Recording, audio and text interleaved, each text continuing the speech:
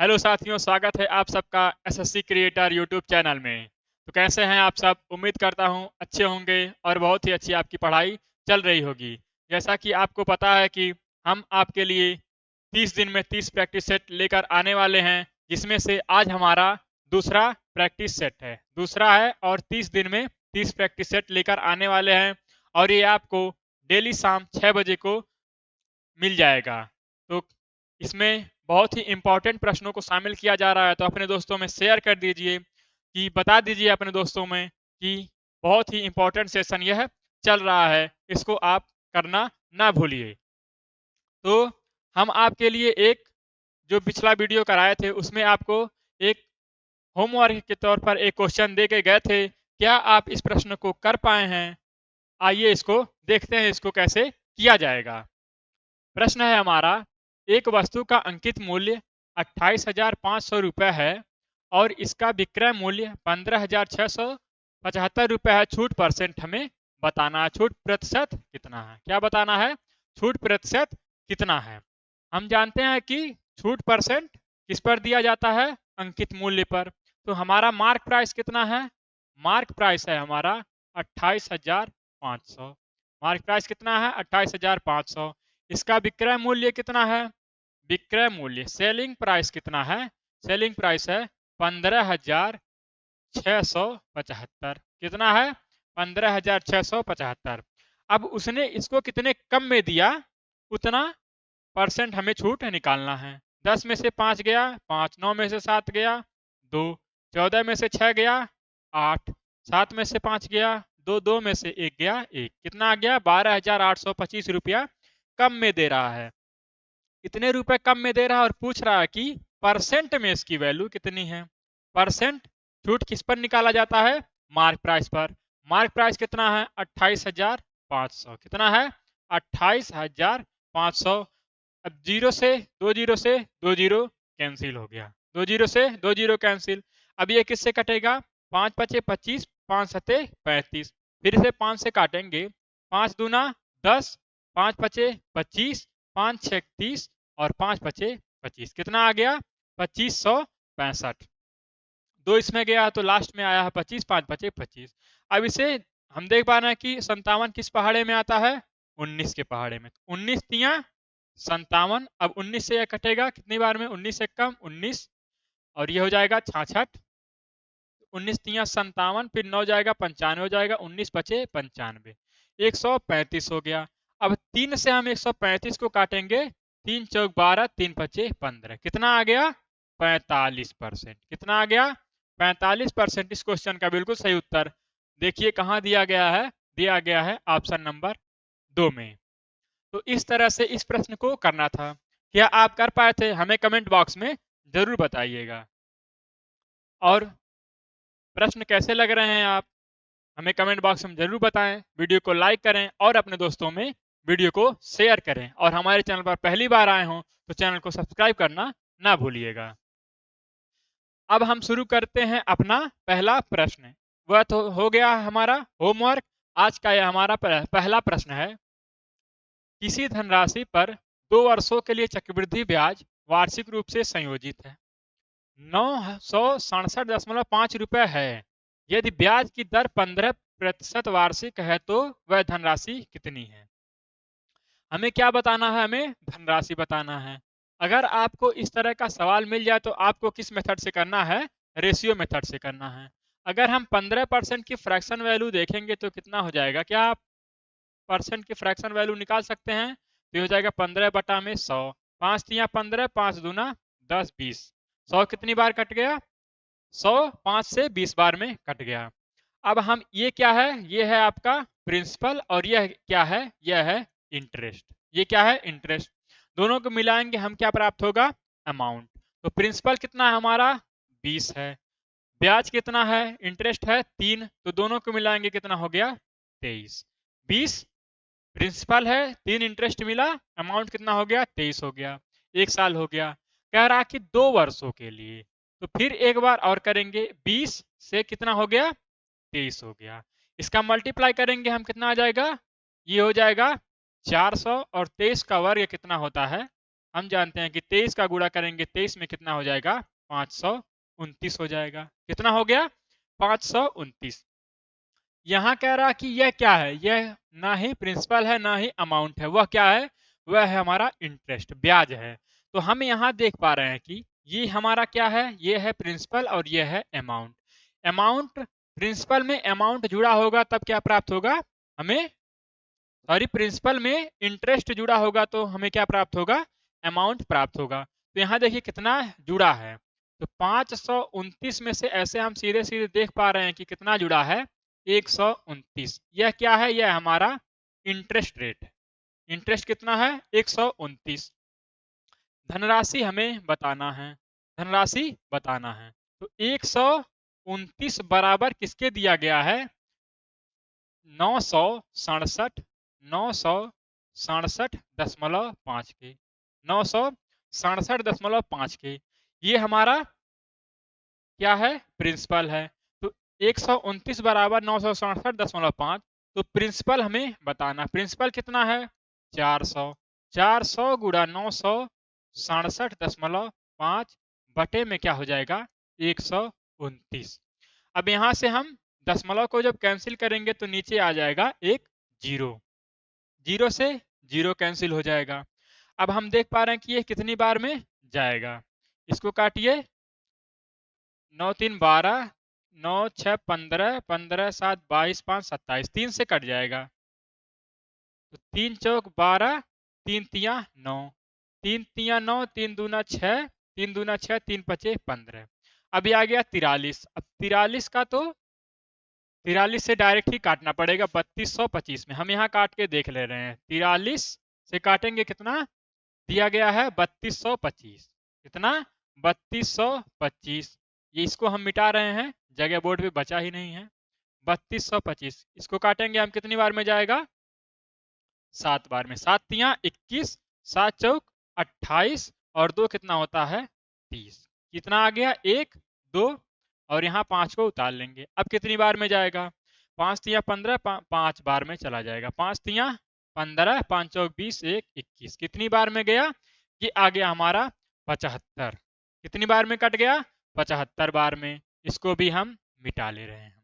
अब यहाँ आ गया 75 गुणा, यहाँ एक जीरो कैंसिल हो गया है और यह क्या है, यह प्रिंसिपल है, तो गुणा हम कर देंगे 40 में। कितना आ गया 4 पचे 20, 4 सत्ते 28, 2 30 और एक यहाँ जीरो बचा है, इसको हम लिख देंगे। कितना आ गया 3000। इस क्वेश्चन का बिल्कुल सही उत्तर हो गया, कहाँ दिया गया है, ऑप्शन नंबर 2 में। यह आपको समझ में आया, थोड़ा सा बड़ा क्वेश्चन था। ऐसा नहीं है कि जीडी वाले सिर्फ आसान ही प्रश्नों को पूछते हैं, कुछ कठिन प्रश्नों को और कुछ आसान प्रश्नों को रखते हैं। जैसे कि अब आपके सामने एक प्रश्न आ गया, यह आपको थोड़ा रिलैक्स फील कराएगा, क्योंकि यह पूछ रहा है कि वह निम्नलिखित में से कौन सी संख्या है जो 9 से विभाज्य। अगर आपको 9 से विभाज्यता का रूल पता है तो आप इसको मात्र 5 सेकंड में कर लेंगे। हम जानते हैं कि 9 से विभाज्य होने का मतलब क्या है, कि वह संख्याओं का योग, इन संख्याओं का योग 9 से विभाजित हो रही होगी।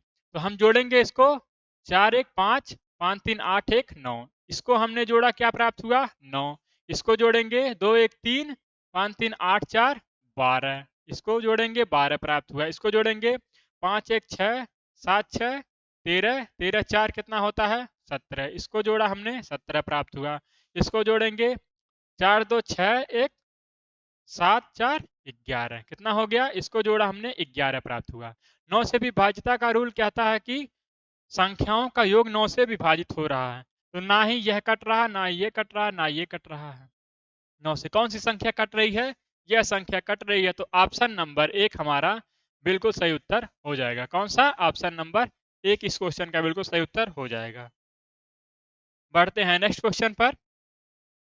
नेक्स्ट क्वेश्चन हमारा है, एक वस्तु का क्रय मूल्य 360 रुपए है। कितना है 360 रुपए। यदि लाभ प्रतिशत 8% है तो लाभ का मूल्य ज्ञात कीजिए। क्या बताना है आपको, लाभ का मूल्य कितना होगा। कैसे करेंगे आप इसको वीडियो को पॉज करके भी लगा सकते हैं और उत्तर अपना कमेंट बॉक्स में छाप सकते हैं। और आपको क्या करना है, वीडियो को ज़्यादा से ज़्यादा लाइक करना है, ज़्यादा से ज़्यादा शेयर करना है और हमारे चैनल पर पहली बार आए हों तो चैनल को क्या करना है, सब्सक्राइब कर लेना है। सवाल हम देखते हैं कि एक वस्तु का क्रय मूल्य कितना है, 360। ये क्या है, सीपी हमें दिया हुआ है कितना, 360 रुपया। यदि लाभ प्रतिशत 8% हो तो लाभ का मूल्य क्या है। इसमें क्या जुड़ा गया है, यह है क्रय मूल्य और लाभ प्रतिशत कितना है, 8। कुछ है इसमें टाइपिंग एरर है। लाभ का मूल्य क्या है, सॉरी यहाँ रहेगा आपका विक्रय मूल्य। क्या रहेगा, यहाँ रहेगा, यह क्या है, इसको हमने काटा और यहाँ लिख दिया विक्रय मूल्य। यह क्या है, विक्रय मूल्य। टाइपिंग एरर हो गया है, उसके लिए हम माफी चाहते हैं। तो सेलिंग प्राइस क्या है, सेलिंग प्राइस है हमारा, सेलिंग प्राइस है 360 रुपया, जिसमें 8% का लाभ शामिल है। 8% का लाभ शामिल होने का मतलब क्या है, 108 बराबर 360। 108 बराबर 360, क्योंकि कोई भी परसेंट वैल्यू कितनी होती है, 100। 8% का लाभ तो कितना हो गया, 8। अब कह रहा है कि तो लाभ का मूल्य हमें ज्ञात करना, हमें क्या ज्ञात करना है, 8% की वैल्यू हमें निकालनी है। तो 8 गुणा में 360 बटा में 108, इसका हमें ज्ञात करना है। काट देंगे, 2 चौक 8, 2 पच्चे 10, 2 चौक 8, ये हो गया। ये कटेगा 9 छक 54, 9 चौक 36। अब किससे कट रहा है, ये हो जाएगा 4 चौक 16, 160 बटा में 6। अब काटेंगे हम इसको, कितने बार में कटेगा, 6 दूना 12, 6 दूना 12, और यह गया कितना गया, इसमें 4 गया, ये कितना हो गया, 40 हो गया। तो 6 6 के 36,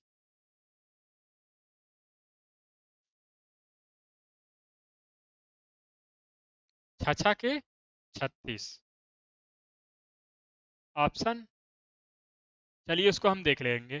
6 6 के 36 बचा कितना, 4 बचा। फिर दशमलव अगर हम बढ़ाएंगे तो कितना हो जाएगा, 40। फिर 6 6 के 36, ये कितना जाता रहेगा, इसी तरह 26 26 6 6 करके जाता रहेगा। तो यहाँ क्या हो जाएगा, यहाँ हमसे शायद मिस्टेक हो गया है, यहाँ इसको हम लिख लेंगे 6। तो 26.6 रुपए का लाभ हो जाएगा, उसे कितना हो जाएगा, 26.6 रुपए का लाभ। इस क्वेश्चन का बिल्कुल सही उत्तर हो गया, कहाँ दिया गया, ऑप्शन नंबर 3 में दिया गया है। बढ़ते हैं नेक्स्ट क्वेश्चन पर।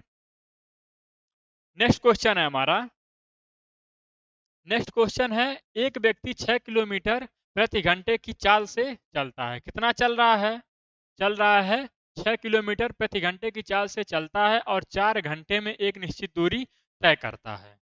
यदि वह व्यक्ति अपनी चाल को बढ़ाकर 8 किलोमीटर प्रति घंटा कर दे तो उसे समान दूरी तय करने में कितना समय लगेगा। हम जानते हैं कि अगर 6 किलोमीटर प्रति घंटे की स्पीड से चलेगा, 6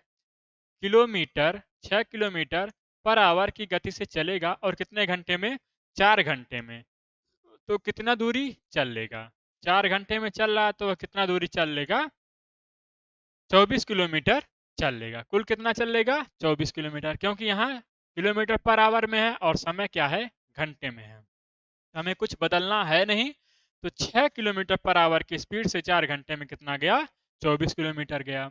अब कह रहा है कि 8 किलोमीटर प्रति घंटा कर दे, वह स्पीड अपनी कितनी कर रहा है, 8 किलोमीटर पर घंटा, और दूरी समान है। समान दूरी तय करने में चाल कितनी हो गई उसकी, 8 किलोमीटर पर आवर।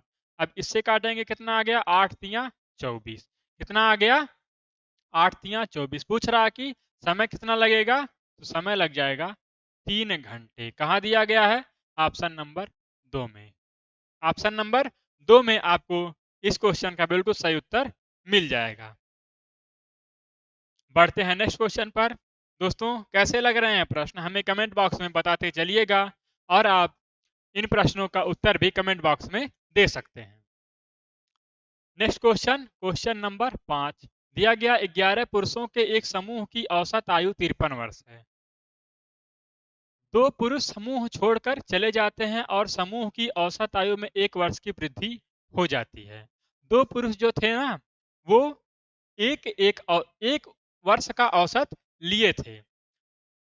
इनसे यह जो 11 पुरुष में से 2 पुरुष जाएंगे तो 9 पुरुष जो थे उनसे एक वर्ष का इन्होंने उधार मांग रखा था। समूह छोड़ने पर 2 पुरुषों की औसत आयु हमें ज्ञात करना है, कितनी है। 2 पुरुष की औसत आयु, सभी 11 पुरुषों की औसत आयु कितनी है, 53 है। तो 2 पुरुष की औसत आयु भी इसमें कितनी जुड़ी है, 53 वर्ष। तो हम इसे कुछ शॉर्ट मेथड से करेंगे कि 53 औसत है तो 2 आदमियों की कितनी हो जाएगी, कुल आयु कितनी हो जाएगी, 2 तिया 6, 2 पचे 10, कितनी हो गई कुल 106 वर्ष। कितनी हो गई, 106 वर्ष। आगे कह रहा है कि समूह की औसत आयु में 1 वर्ष की वृद्धि होती है। इसका मतलब क्या है कि यह दोनों जो है ना, यह एक एक वर्ष सबसे लिए थे। किन लोगों से लिए थे, 11 में से 2 को माइनस करेंगे 9 व्यक्ति। 9 व्यक्ति जो थे वह लोग इनको एक एक वर्ष अपना दिए थे। तो हम इसमें से एक वर्ष अगर सब दिए थे तो 9 लोग एक वर्ष दिए, कितना हो गया, 9 वर्ष। इसको हम माइनस करेंगे, कितना हो जाएगा, 16 में से 9 गया 7, और ये कितना हो गया 9, कितना हो गया 97। पूछ रहा समूह छोड़ने वाले 2 पुरुषों की औसत आयु। अब यह उनका क्या हो गया, परफेक्ट वर्ष हो गया। अब यह किसी से उधार नहीं लिए हैं। पूछ रहा है इनका औसत। औसत कितने लोग हैं, 2 व्यक्ति हैं। 2 से डिवाइड कर देंगे, कितनी बार में कटेगा, 2 चौक 8, ये जाएगा 1 17 हो जाएगा, 2 अट्ठे 16, 2 पचे 10, कितना आ गया 48.5। कहाँ दिया गया है, कहीं दिया गया है, नहीं दिया गया है। फिर टाइपिंग एरर है, इसको हम बना लेंगे। किसी ऑप्शन को हम बनाएंगे, हम बना रहे हैं इसी ऑप्शन को, इसको हम बना लेंगे, कितना हो जाएगा 48.5। कितना, ऑप्शन नंबर 3 48.5। 48.5 इस क्वेश्चन का बिल्कुल सही उत्तर हो जाएगा, ऑप्शन नंबर 3। टाइपिंग एरर के लिए हम आपसे माफी मांगते हैं और इसका हम प्रयास करेंगे कि अब आपको कोई भी टाइपिंग एरर देखने को न मिले। नेक्स्ट क्वेश्चन हमारा, नेक्स्ट क्वेश्चन पर बढ़ते हैं और देखते हैं क्वेश्चन नंबर 6। दिया गया है ए एक काम को 28 दिनों में पूरा कर सकता है, बी उसी काम को 7 दिनों में पूरा कर सकता है। दोनों मिलकर उस काम को कितने दिनों में करेंगे। दिया गया है ए 28 दिन में कर रहा है, ए 28 दिन में पूरा कर रहा है, बी उसी काम को 7 दिन में कर रहा है, बी उसी काम को कितने दिन में कर रहा है, 7 दिनों में कर रहा है। अब हम यहाँ से कुल काम निकालेंगे। तो कुल काम क्या होता है, कुल काम होता है दोनों का एलसीएम। दोनों का एलसीएम कितना हो जाएगा, 7 से 28 कट रहा है तो 28 क्या हो जाएगा, इसका एलसीएम हो जाएगा। अब इनकी एफिशिएंसी निकालेंगे कि एक दिन में इन्होंने कितना काम किया होगा। 28 से भाग करेंगे कुल काम में, कितना आ गया, 1 आ गया। 7 से भाग करेंगे 28 में, कितना आ गया, 7 चौक 28 आ गया। अब ए एक दिन में एक काम, बी एक दिन में 4 काम। यह क्या है, उनकी कार्य क्षमता निकल के आती है। कह रहा कि दोनों मिलकर उस काम को कितने दिनों में करेंगे। 1 और 4 को जोड़ेंगे, कितना हो जाएगा 5। दोनों मिलके एक दिन में करेंगे 5 काम। कुल काम कितना है, कुल काम है 28/5। एक दिन में 5 काम तो 28 काम कितने दिन में, 5 पचे 25, बचा 3, 5 सही 3/5 दिन। 5 सही 3/5 दिन कहाँ दिया गया है, ऑप्शन नंबर 3 में। ऑप्शन नंबर 3 में। समझ में आ रहे होंगे प्रश्न, तो वीडियो को लाइक कीजिए और अपने दोस्तों में ज़्यादा से ज़्यादा शेयर कीजिए और कमेंट करके बताइए कि यह प्रश्न कैसे लग रहे हैं आपको।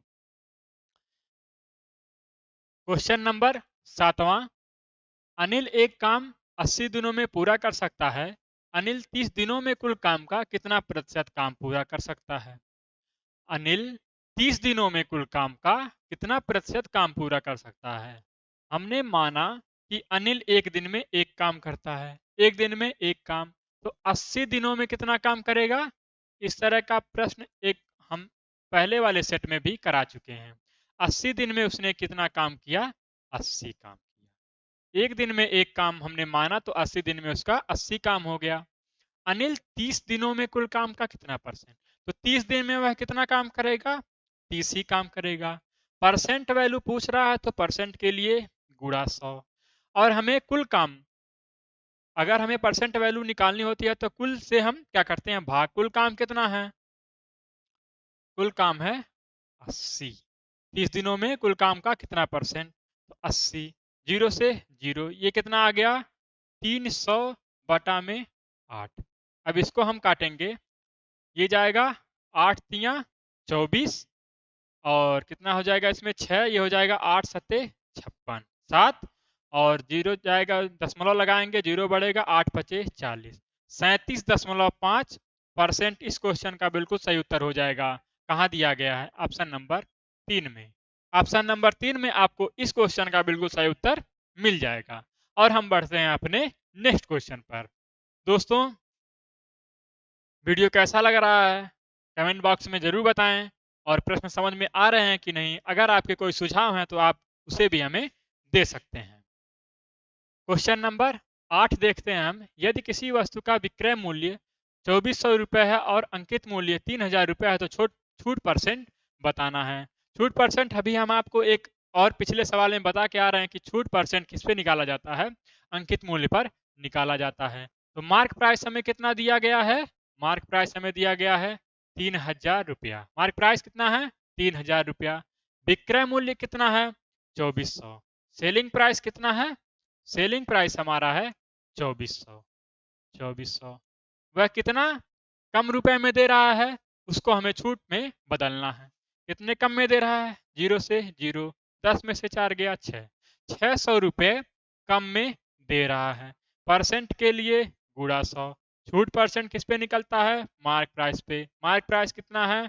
3000। 2 जीरो से 2 जीरो कैंसिल, 1 जीरो से 1 जीरो कैंसिल, 3 दूना 6, कितना आ गया? 30%। 30% इस क्वेश्चन का बिल्कुल सही उत्तर हो गया।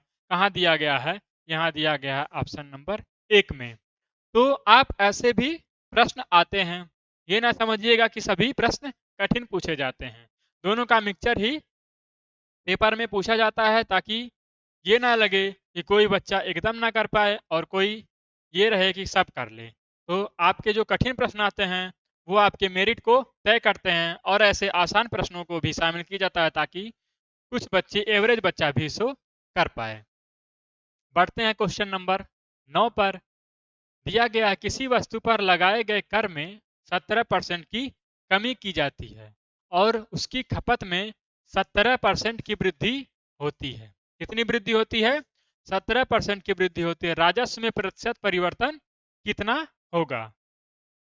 प्रतिशत परिवर्तन ज्ञात करना है।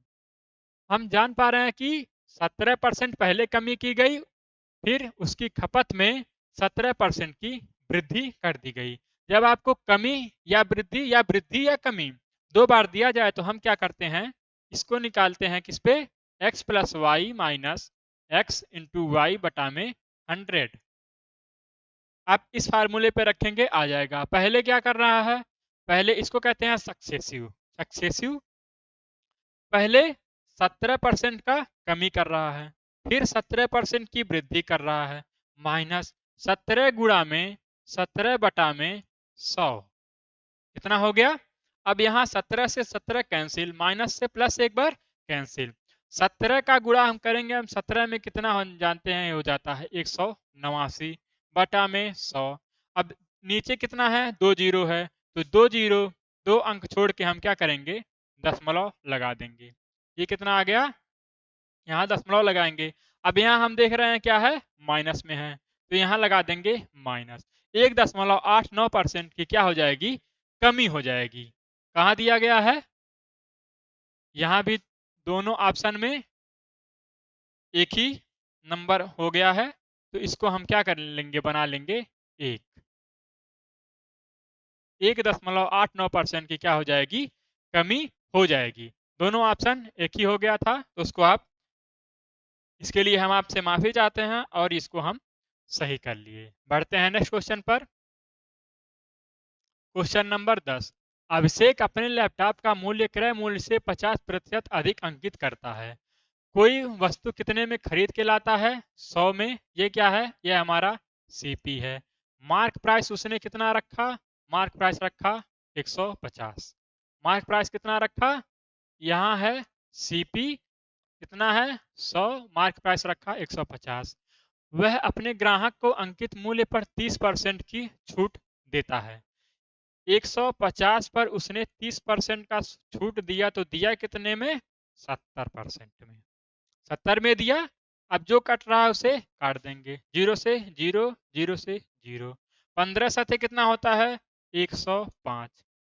खरीद के कितने में लाया था, 100 रुपए में, दे दिया 105 में। कितने 100 पे कितना की वृद्धि, 5 की वृद्धि। जब 100 पे सीधे सीधे किसी नंबर की वृद्धि हो जाती है तो वही हमारा उत्तर हो जाएगा 5%। 5% कहाँ दिया गया है, ऑप्शन नंबर 2 में दिया गया है। कहाँ दिया गया, ऑप्शन नंबर 2 में। इस तरह आप इस प्रश्न को कर सकते थे। नेक्स्ट क्वेश्चन हमारा क्वेश्चन नंबर 11। पी क्यू और आर का अनुपात क्रमशः 6:5:9 है। यदि उनका योग 400 है तो पी और आर के बीच में कितना अंतर होगा। इसको आप लगाएंगे वीडियो को पॉज करके, लगा लिया, कमेंट बॉक्स में इसका उत्तर जरूर बताइएगा।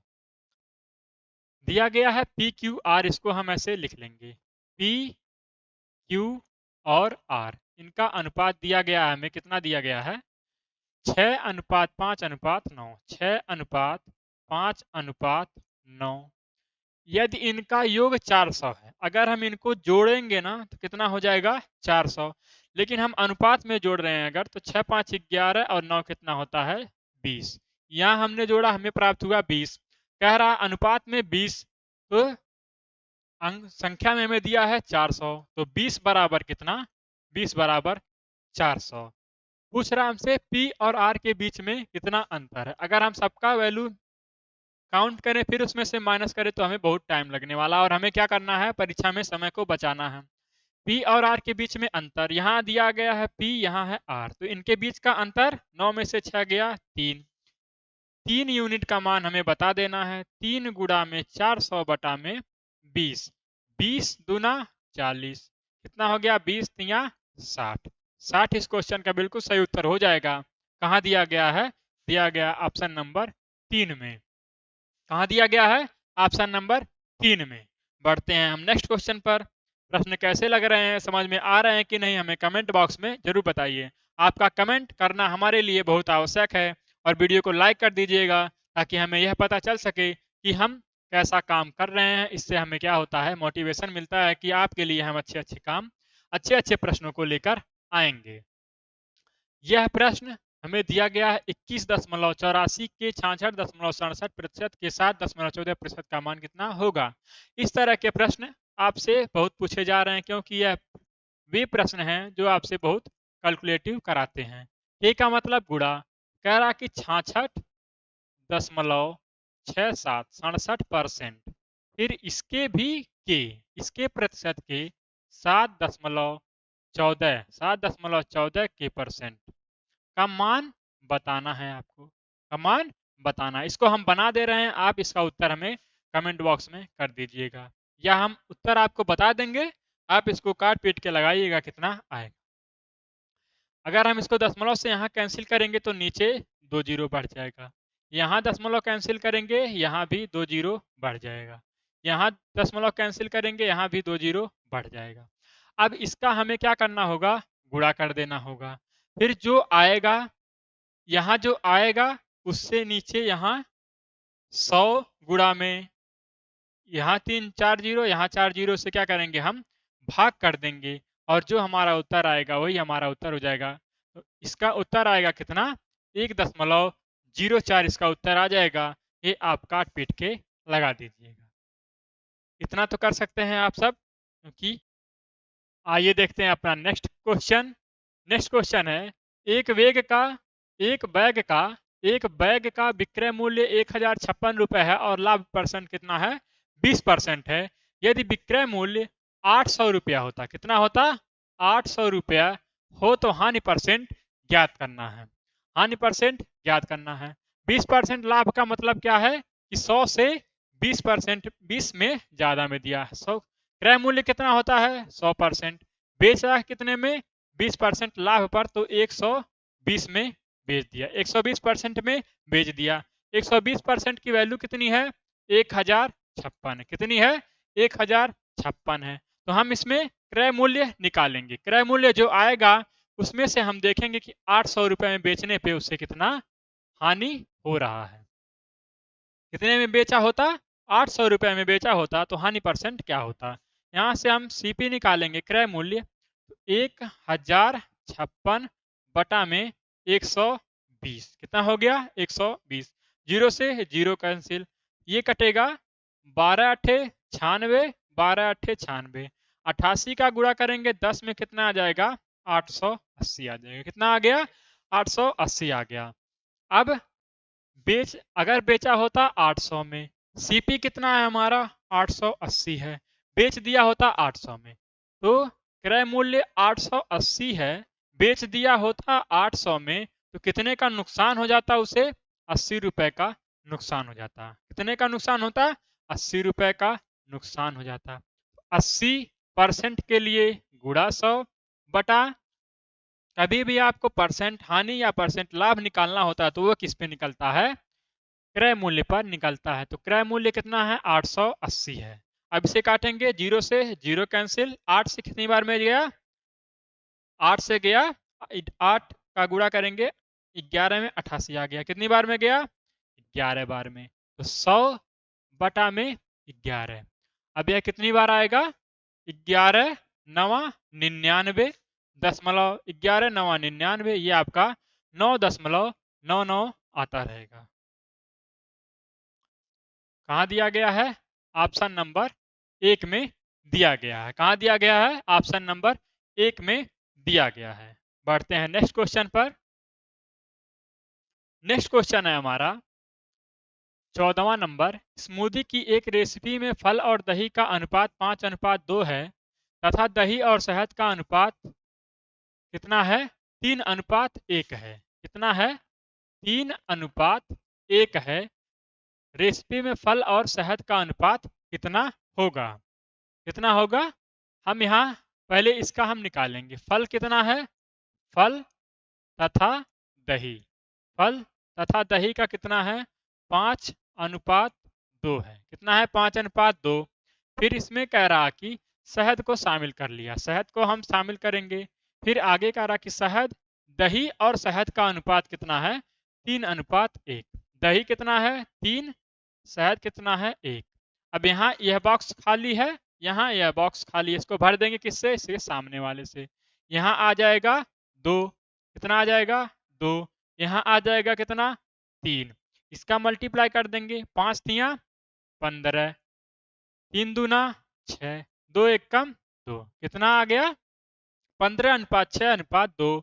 हमसे पूछ रहा कि फल और शहद का अनुपात कितना होगा। तो फल कितना है, 15, और शहद कितना है, 2, कितना आ गया, 15:2। कहाँ दिया गया है, ऑप्शन नंबर 1 में दिया गया है। कहाँ दिया गया है, ऑप्शन नंबर 1 में दिया गया है। बढ़ते हैं नेक्स्ट क्वेश्चन पर।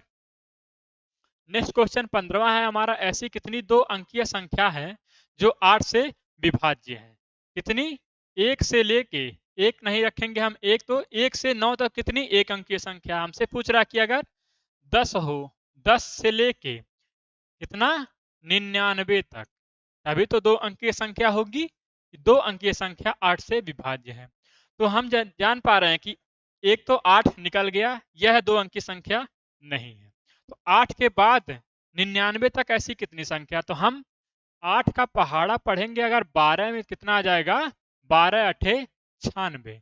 अब अगर हम 8 का पहाड़ा 13 में पढ़ेंगे तो 100 से ऊपर जाएगा और हो जाएगा 3 अंकीय संख्या हो जाएगी। हमने 8 का पहाड़ा 12 बार पढ़ा, जिसमें यह 1 अंकीय संख्या भी शामिल हो गई। तो 1 अंकीय संख्या को हम क्या करेंगे, माइनस कर देंगे। तो 12 में से 1 को माइनस करेंगे, कितना आ गया, 11। इस क्वेश्चन का बिल्कुल सही उत्तर हो गया, जो कि हमें ऑप्शन नंबर 3 में देखने को मिल जाएगा। और हम बढ़ जाएंगे अपने अगले प्रश्न पर।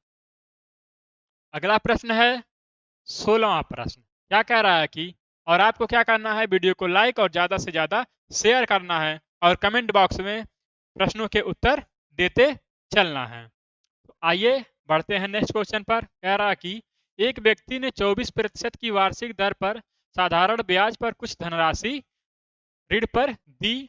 यदि 5 वर्षों में प्राप्त ब्याज ऋण पर दी गई धनराशि से 1200 रुपये अधिक हो जाता है तो ऋण पर दी गई धनराशि कितनी है। ऋण पर कोई धनराशि दी कितनी जाती है, कितनी राशि दी जाती है, 100% दी जाती है। ब्याज उसको मिल रहा है कितना, 24%। 24% कितने साल के लिए, 5 साल के लिए मिल रहा है उसको ब्याज। तो ब्याज जो मिलता है ना, ब्याज और जो परसेंट ब्याज मिलता है और समय से क्या करते हैं हम मल्टीप्लाई कर देते हैं, वही हमें क्या मिलता है, ब्याज।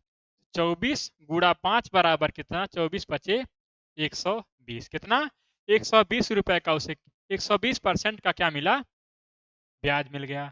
अब इसमें 100% क्या है, 100% है मूलधन। 100% क्या है, मूलधन है। और यह जो 20% अधिक मिला है यह क्या है, ब्याज है। लेकिन कह रहा कि ऋण पर दी गई धनराशि से 1200 रुपये अधिक है। 1200 रुपया अधिक है किस पे, ऋण पर दी गई धनराशि। धनराशि कितनी है, 100%। ऋण पर अधिक 1200 तो 20% की वैल्यू हम क्या निकाल लेंगे, 100 से कितना अधिक है यह ऊपर वाला 20, तो 20% की वैल्यू हमें दे रखी है 1200। 20% वैल्यू दे रखी है 1200। पूछ रहा है ऋण पर दी गई धनराशि, 100% की वैल्यू हमसे पूछ रहा है। तो 100 गुणा में 1200 बटा में 20, जो कट रहा है उसे काट देंगे। 2 जीरो से जीरो कैंसिल, 2 छक 12, कितनी बार में गया, 60 बार में। 60 गुणा 100 कितना होता है, 6000 रुपया। कहाँ दिया गया है, ऑप्शन नंबर 4 में आपको मिल जाएगा। ऑप्शन नंबर 4 में आपको मिल जाएगा। तो इसमें आपको कुछ कठिन सवाल और कुछ आसान सवाल देखने को मिल रहे हैं, क्योंकि यह बिल्कुल ऐसा बनाया गया है जैसा आपका एसएससी जीडी का पेपर पूछा जाएगा। नेक्स्ट क्वेश्चन है हमारा, क्वेश्चन नंबर 17 है, दो अभाज्य संख्याओं x और y, x छोटा है y से का लघुत्तम समापवर्त 145 हो तो 10x माइनस वाई का मान क्या है। क्या बताना है, 10x माइनस वाई का मान क्या है, ये हमें बताना है। हमें बताना है 10x माइनस वाई का मान। 145 को अगर हम गुणनखंड विधि से तोड़ लें अभी तो हमें पता चलेगा कि x क्या है और y क्या है। इसको हम 5 से तोड़ते हैं, 5 दूना 10, 5 नवा 45, 5 दूना 10, 4 इसमें गया 45, 29 और यह कितनी बार में तोड़ा, 5 बार में। अब 29 किसी भी पहाड़े में नहीं आता है, तो इसका कह रहा कि x जो है ना वो 5 से छोटा है। यहाँ हम लिया x और y, x क्या है, y से छोटा है। तो यहाँ देखिए ये क्या हो गया, ये हो गया 29 हो गया y का मान और 5 हो गया x का मान। अब देखिए यहाँ 29 से छोटा है कौन, 5, और यहाँ भी कह रहा कि x छोटा है y से, परफेक्ट वैल्यू बैठ गई। अब x का मान कितना हो गया 5, तो 10 गुणा में 5 माइनस y का मान कितना है 29, 10 बचे 50 माइनस 29 बराबर 50 में से 29 को माइनस करेंगे आप कितना आ जाएगा 21। कहाँ दिया गया है, ऑप्शन नंबर 1 में आपको देखने को मिल जाएगा। तो ऐसे प्रश्न आपसे एसएससी जीडी में पूछे जाते हैं। उम्मीद करता हूँ प्रश्न समझ में आ रहे होंगे। वीडियो को लाइक कीजिए और अपने दोस्तों में ज़्यादा से ज़्यादा शेयर कीजिए। ये आपका 18वां नंबर प्रश्न आ गया। प्रथम 17 प्राकृतिक संख्याओं के वर्गों का औसत आपको बताना है। हम जानते हैं कि प्राकृतिक संख्याओं के वर्गों का औसत हमको बताना, तो उनका योग पहले हम काउंट करेंगे। योग क्या होता है, n इंटू एन प्लस 1, एक कोष्टक में 2n प्लस 1 बटा में 6। इससे हम क्या निकालते हैं, इससे निकालते हैं वर्गों का योग, और उसमें नंबर ऑफ संख्या से भाग करेंगे तो हमें औसत प्राप्त हो जाएगा। कितनी संख्याएं हैं, 17 संख्या है। 17 n प्लस 1 का मतलब एक इसमें माइनस करेंगे कितना हो जाएगा 18 गुणा 2n, 17 दूना 34 और एक को उसमें प्लस किया कितना हो जाएगा 35, बटा में क्या रखेंगे 6, बटा में रखेंगे 6। और कह रहा कि औसत ज्ञात करना है तो हम 17 से भाग कर देंगे। तो गुणा में क्या रख देंगे, 17 रख देंगे। अब जो कट रहा है उसे काट देंगे। 6 तियां 18, 17 से 17 कैंसिल, 35 तियां कितना होता है, 3 पचे 15, 3 तियां 9, 1 10, कितना हो गया 105। इस क्वेश्चन का बिल्कुल सही उत्तर हो गया। कहाँ दिया गया है, देख लीजिए आप, ऑप्शन नंबर 3 में आपको देखने को मिल जाएगा। बढ़ते हैं नेक्स्ट क्वेश्चन पर। क्वेश्चन नंबर 19 हमारा क्या कह रहा है कि ए किसी काम को 8 दिनों में पूरा कर सकता है, बी और सी साथ मिलकर उसी काम को 6 दिनों में पूरा करते हैं, जबकि ए और सी मिलकर उसी काम को 4 दिनों में पूरा करते हैं। बी अकेले उस काम को कितने दिनों में पूरा करेगा। कैसे बनेगा यह सवाल, देखने में तो बड़ा लंबा चौड़ा दिख रहा है, लेकिन आपको बिल्कुल भी टाइम लगने वाला नहीं है। इसमें कह रहा कि ए किसी काम को 8 दिन में कर रहा है, ए को हमने करा दिया 8 दिन में काम, वह कर लिया। फिर कह रहा है बी प्लस सी, बी और सी मिलके कितने दिन में कर रहे हैं, 6 दिन में कर रहे हैं। फिर आगे कह रहा जबकि ए और सी मिलकर कितने दिन में, ए प्लस सी मिलके कितने दिन में करेंगे, 4 दिन में। कुल काम हम कैसे निकालते हैं, इन सब का एलसीएम निकालेंगे, हमें क्या प्राप्त हो जाएगा, कुल काम प्राप्त हो जाएगा। 8 6 4 का एलसीएम कितना हो जाएगा, 24 हो जाएगा। कितना हो जाएगा, 24 हो जाएगा। अब इनकी एफिशिएंसी हम निकालेंगे कि ए एक दिन में कितना करेगा, बी प्लस सी कितना करेंगे, और ए प्लस सी मिलके एक दिन में कितना करेंगे। तो 8 तियां 24, ए करेगा एक दिन में 3 काम, 6 चौक 24। बी प्लस सी मिलके करेंगे एक दिन में 4 काम, 4 6 24। फिर क्या करेंगे, ए प्लस सी मिलके करेंगे एक दिन में 6 काम। कह रहा है कि हमसे पूछ रहा है कि बी अकेले उस काम को कितने, बी का हमें काम बताना है, बी अकेले 24 काम कितने दिनों में करेगा। हम जान पा रहे हैं कि यहाँ 2 बार, यहाँ सी आ गया, 2 बार सी आया, और यहाँ ए है। यहाँ हम जान रहे हैं कि हमें निकालना क्या है, बी का अकेले का काम निकालना है। तो हम पहले सी का काम निकालेंगे, क्योंकि सी दोनों में है। यहाँ सी का काम जब निकल जाएगा तो हम यहाँ से बी का काम निकाल सकते हैं। पहले तो हम ऐसे लिख ले रहे हैं ए बी सी। अगर अब यहाँ देखिए ए और सी, यहाँ ए का अकेले है तो हम यहाँ से ए से पहले निकालेंगे, सी से। ए प्लस सी मिलके 6 काम कर रहे हैं, और यहाँ ऊपर हमें कह रहा कि ए अकेले 3 काम कर दे रहा है। तो ए ने अकेले 3 काम कर दिया, और ए और सी ने मिलकर 6 काम किया। तो सी ने कितना काम किया, 3 काम। ए कितना कर रहा है, 3 काम। बी का अब हमें निकालना है। यहाँ कह रहा कि बी प्लस सी मिलके एक दिन में 4 काम कर रहे हैं, और हमें ज्ञात है कि सी अकेले कितना करता है, 3 काम। तो बी कितना करेगा, 1 काम करेगा। अब यहाँ से इनका रेशियो निकल के आ गया। कुल काम कितना है, 24। हमें कराना है बी से, बी एक दिन में 1 काम, तो 24 बटा में 1 कितना आ गया, 24 दिन। 24 दिन इस क्वेश्चन का बिल्कुल सही उत्तर हो गया। कहाँ दिया गया है, ऑप्शन नंबर 3 में आपको देखने को मिल जाएगा। बढ़ेंगे अगले प्रश्न पर।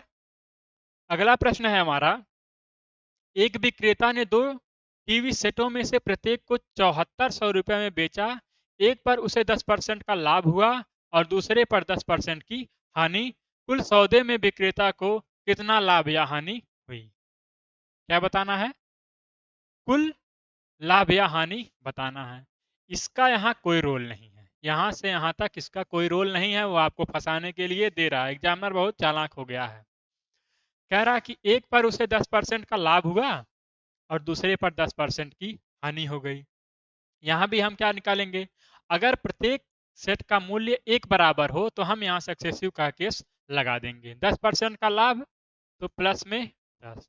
अगर पहले हम रखते हैं तो यहाँ हमें प्लस माइनस रखने की कोई आवश्यकता नहीं है। अगर हम ऐसे रख लिए तो मतलब कि प्लस। फिर दूसरे पे 10% की हानि बटा में माइनस 10 गुणा 10 बटा में कितना हो गया, 100।